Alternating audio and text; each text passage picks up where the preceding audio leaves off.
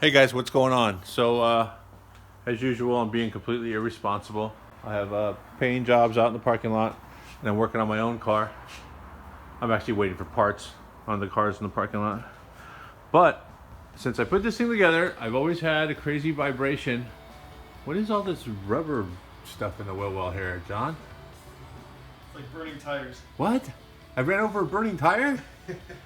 Doesn't seem right. Must have hit a burning tire on the road because that couldn't have come off my car. But either way, I've always had a funny noise in the back differential. The rear end was built by JS Gear back in my overhauling days. And I just assumed it was all good. I have now replaced everything from there to my $400+ drive shaft. And I pulled the thing apart, and the axle bearings are just hideous. The seals were leaking. I wish we had a. Let's see if I get it on. Yeah, shouldn't sound like that. But they're Curry axles. I'm hoping they're good. They're not bent, but I will double check that. But both bearings are trash. Both seals were leaking. And then I took out the dipstick, or the drain plug, and the oil looks terrible. And I have a Chia Pet on my magnetic drain plug. See if we can focus in on that because it looks neat. So, what I'm hoping is that's not my wallet sitting right there. Could be. But either way, I wish I would have shot some video when we took it apart because you could spin the axles that were here and it made some crazy noise back and forth. On the freeway, if you listen to any of the videos, if I'm on 5th or 6th gear, it makes this crazy sound. I mean, here's a little information for you. This thing was pretty comfortable to drive when I had rubber body mounts. Now I have solid, well, billet body mounts, so the body is mounted solid to the frame. And it had rubber bushings for the control arms, and it now has Heims everywhere. The ones on the top are Heimed also, even on the rear end housing, which transfers whatever's going on in here directly to the frame of the car, and you get to enjoy it all. So yeah, you lose a little bit of comfort, but you gain a little bit of performance. In one of my videos, I'll let you know if it was worth it. I'm just going to shoot a picture of my Holley fuel pump and filter setup along with my Ride Tech triple adjustable shocks, just because it looks badass. There's no real other reason, right, John? No reason, but they look good. Yeah, I've shot 100 pictures of that, but every time I look at it, it's just like, man, that looks pretty badass. So my cafe latte is almost out of there. When you pay $400 for a drive shaft, you put a rag right there so it doesn't scratch. There's that DEI heat shield. DEI, right, John? Yes. And that stuff works good. I custom tailored the whole thing, put it in there, put a couple more pieces around the right where the exhaust is kind of close. My Black Heart long tube headers.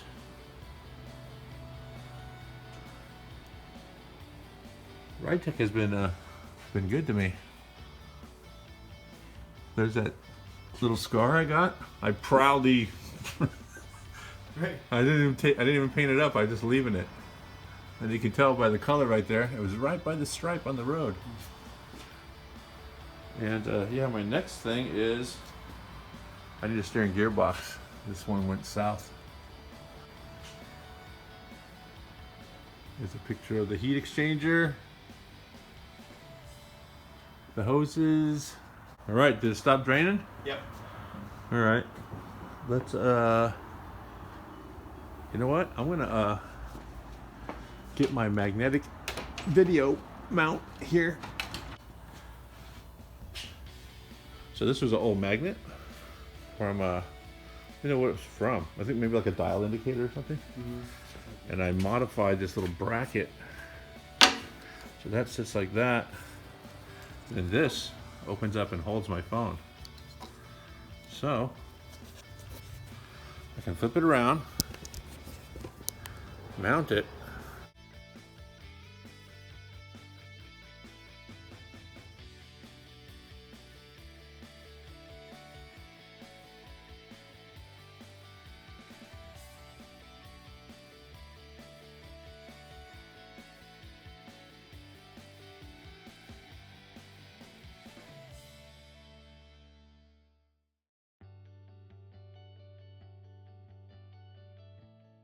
full o poo.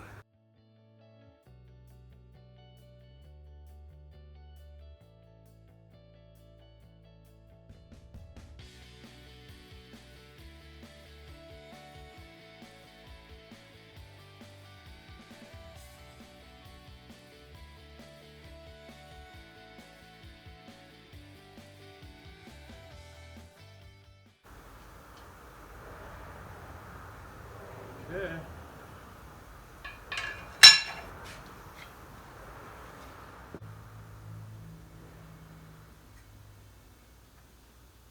Where'd it really go?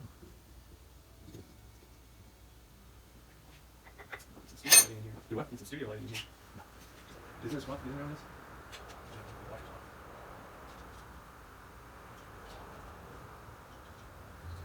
Let's see if I can watch it like grab. Do waste in there.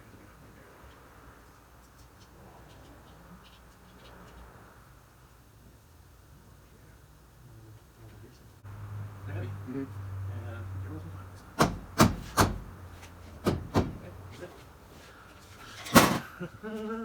So we'll just pull it out and sit down right here and then.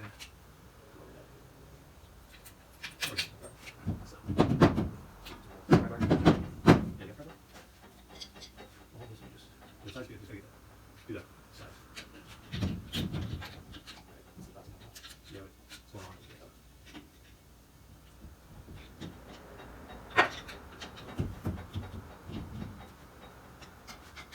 This one.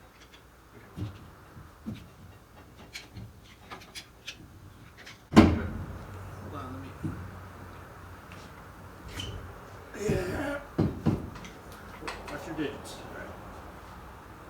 Good. Alright.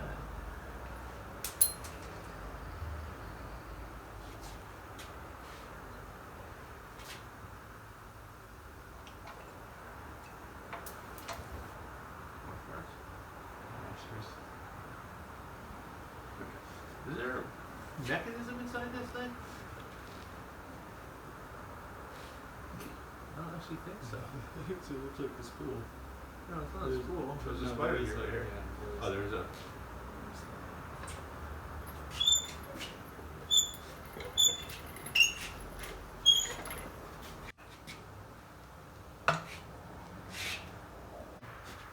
Chunks of stuff. Yeah, no, it's not. They have to seal. Yep. So we found out what the spring was. It is a seal. It's a spring they put around the inside of a seal, which is kind of weird. I mean, it makes sense that it's leaking, but now I'm kind of curious as to how that seal ended up There. all the way in here. I mean, I'm such a conservative driver, I don't know that inertia or gravity could have forced it in there.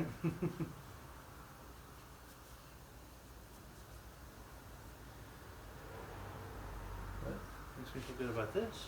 Mm-hmm. But let's look at the.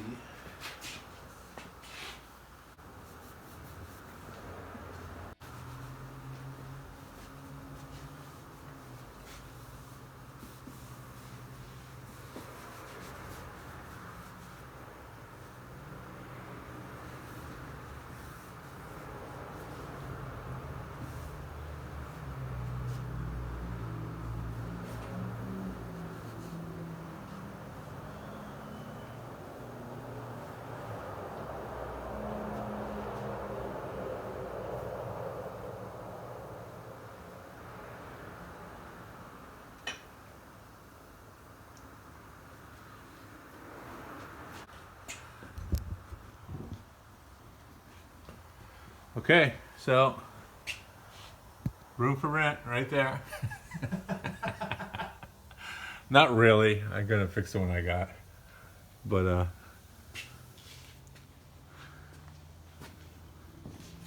it sounds like there's a little bit of backlash there. Doesn't sound terrible, but I want to have Frank just because he's local and he's done a bunch of stuff for the show. Check it out. I'm happy to say that the metal that fell out the drain plug was actually a bad seal. Doesn't look like any damage. Yeah, it doesn't. Nothing here looks broken. And God knows I tried. It is made in USA 411. which is crazy. That's exactly what I had put in there a long time ago. That ends up being just one of the seals from the spring out of a seal. This one leaks. Apparently the other one leaks too. So I'm going to get new seals for it. Have the axles checked to see if they're bent. Not saying I've ever hit a curb with this car, but I've hit some curbs with this car. Hey, it looks like I ran over a burning tire on this side too, because it got all stuck up in the wheel well. Oh, wow. It's been a big. I wonder if it was a squirrel driving a car with burning tires, because it made a funny noise. Okay, that's it. That's it for the shenanigans. Oh yeah, new additions to the shop. That is a stomp shear from, I don't know, circa 1960s or something, but it came out of Carol Shelby's old garage. And the same with that jet brake right there. That came out of Carol Shelby's old place. I scored it the other day along with that little table. There was some writing on one of these that I didn't, before I cleaned them, I was going to try to preserve because I didn't know who wrote it. But it actually cleaned off. But yeah, looking forward to using this thing. Stomp shear with some custom modifications.